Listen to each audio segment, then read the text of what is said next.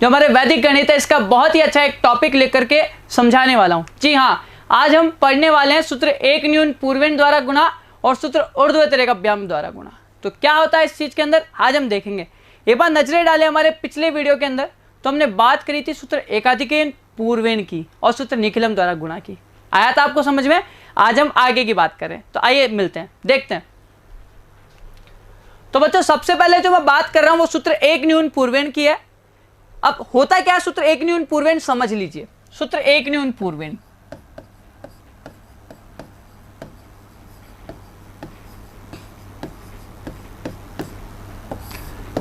बच्चों जब कोई सवाल ऐसा है जिसको गुणा करना है 9 से, कोई संख्या है इसको उसको 99 से 9999 999 से गुणा करना है, तो ये जो सवाल होता है ये आपका सूत्र एक न्यून पूर्वेन के अंतर्गत आता है। हल कैसे करना है? बहुत आसान है।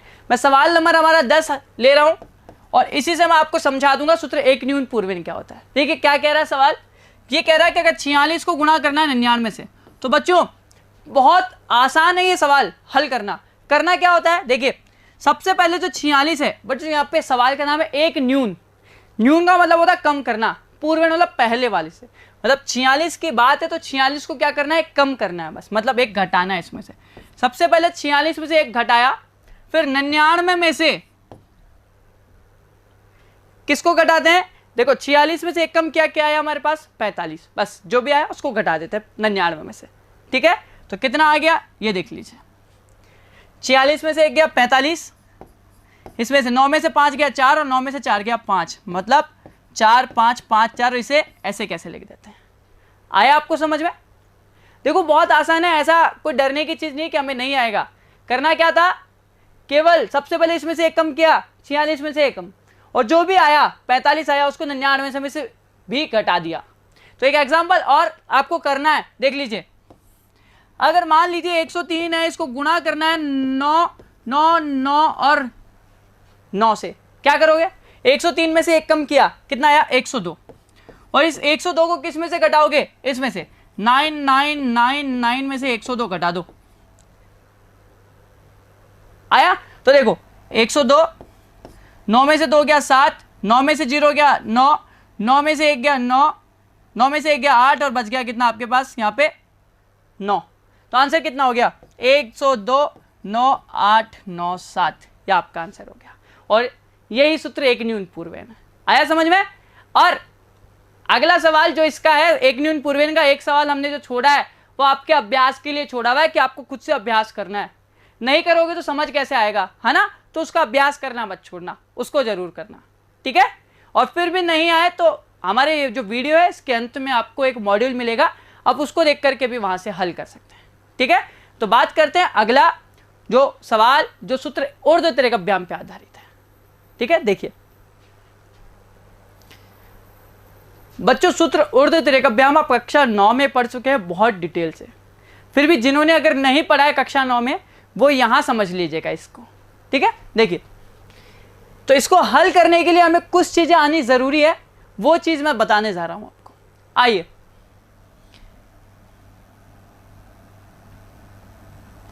बच्चों बात करते हैं सबसे पहले 2 अंकों की संख्या के गुणा की।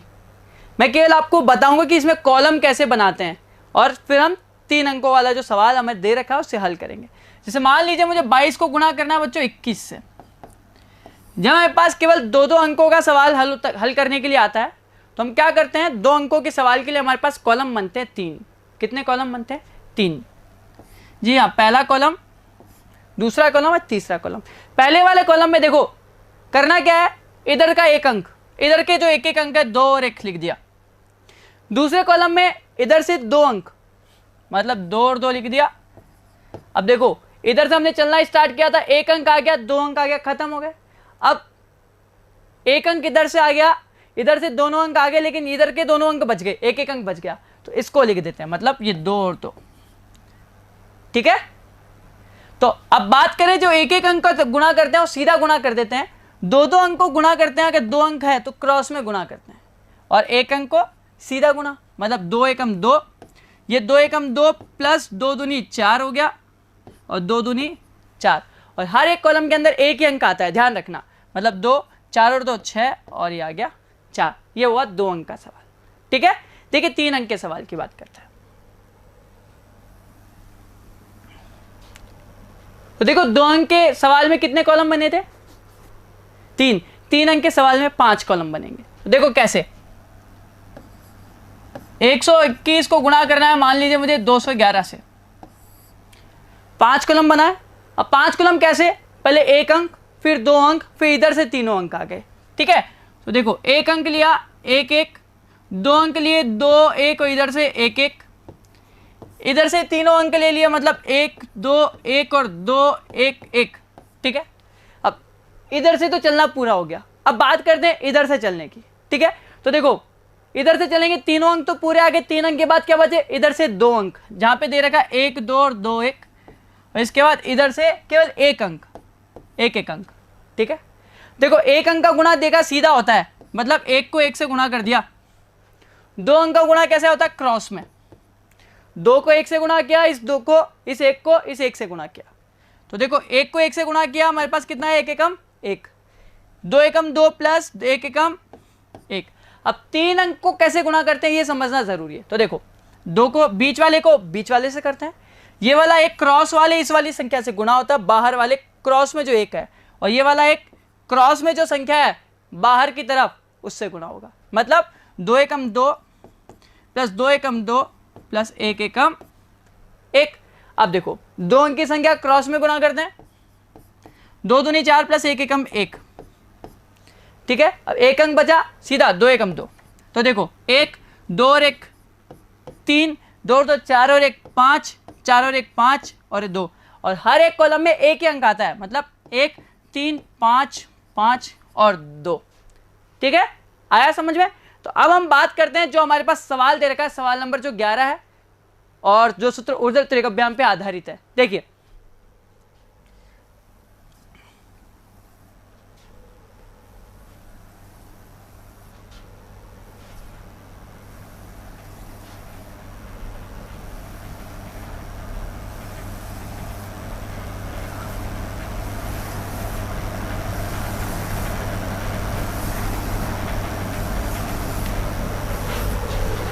तो देखो बच्चों सवाल है 362 है,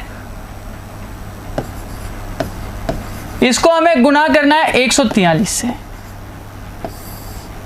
तो देखा था अभी 3 अंक का सवाल है, उसमें कितने कॉलम बनते हैं, 5। बना दे।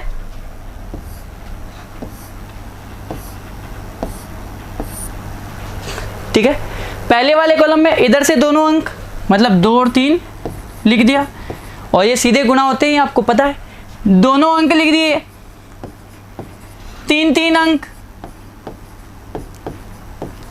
जो अब बात करें इधर से पूरा हो गया, तो इधर से 2 अंक बच गए और इधर से केवल 1 अंक बचा, मतलब 3 और 1। अब 1 अंक आपको पता है सीधा गुणा करते हैं, 2 अंक को करते हैं क्रॉस में, 3 अंक को बीच वाले को बीच वाले से, बाकी क्रॉस वाले को क्रॉस वाले से। ठीक है, 4 अंक में अब ये वापस 2 अंक आ गया, केवल क्रॉस में गुणा करते हैं और इधर सीधा गुणा कर देता है। ठीक है, तो देखो 2 को 3 से गुणा किया, कितना आया, 6। कितने अंकों का है, 2 अंक में, क्रॉस में 6 3 18 प्लस 4 दूनी 8 हो गया।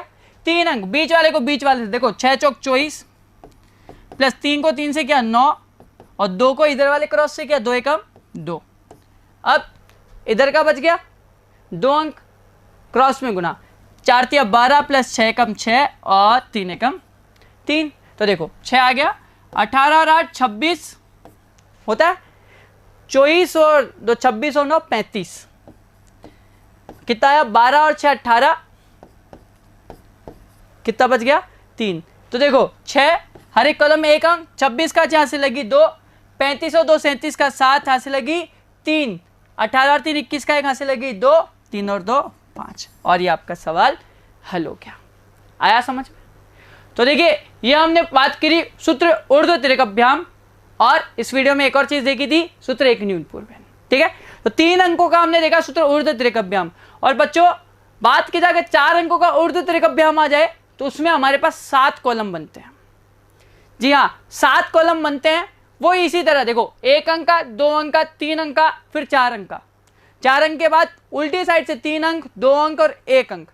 आपने 3 अंकों तक का देखा कैसे हल करना है। तो ये बात केवल 4 अंक अगर दे दिया जाए तो उसको कैसे गुणा करना है, केवल ये चीज समझ लीजिए। ठीक है,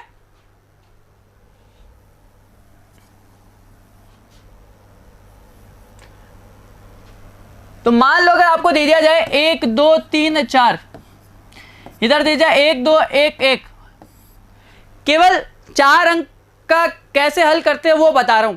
बाकी 1 अंक 2 अंक 3 अंक 4 अंक, फिर 3 अंक 2 अंक 1 अंक, ऐसे 7 कॉलम इसमें बनेंगे।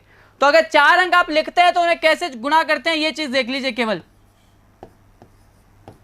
बच्चों 4 अंक को गुणा करने के लिए अंदर वाले दोनों को, जैसे ये अंदर वाले जो 2 अंक है, 2 अंक है, इनको क्रॉस में गुणा कर लेते हैं, ये देखिए। ठीक है, और जो बाहर वाले जो अंक बचे 1 और 4 और 1 और, इनको भी क्रॉस में ही गुणा करते हैं। ये वाला 1 इधर वाले 1 से, ये वाला 4 इधर वाले 1 से गुणा हो जाता है बस, और सबको जोड़ देते हैं। मतलब 2 एकम 2 से 3 दूनी 6 हुआ, 1 एकम 1 हुआ और 4 एकम 4 हुआ। और इसके अलावा बाकी 1 अंक 2 अंक 3 अंक, फिर 4 अंक आएगा, फिर 3 अंक 2 अंक और 1 अंक, और इस तरह से पूरा मिला करके 4 अंक का सवाल हमारा पूरा हो जाता है। ठीक है, तो बच्चों इस वीडियो के अंदर हमने जो बात करी वो बात करी सूत्र ऊर्ध्वरेखव्याम की और सूत्र एक न्यून पूर्वेन की।